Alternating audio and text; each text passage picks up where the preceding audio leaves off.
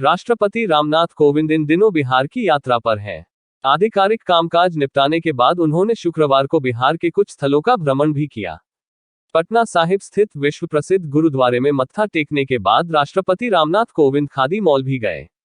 यहां से उन्होंने कुर्ता पायजामा के लिए कपड़े खरीदे।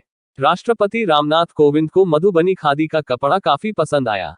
वहीं उनकी पत्नी और बेटी को भागलपुरी सिल्क पसंद आया और उन्होंने भी मॉल से कुछ कपड़े खरीदे।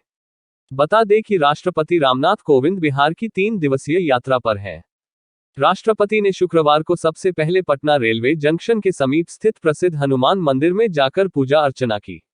इसके बाद महामहिम परिवार संघ पटना साहिब स्थित हरमंदिर साहिब गुरुद्वारा जाकर मत्था टेका। राष्ट्रपति कोविंद इसके बाद खादी मॉल के लिए रवाना हो गए।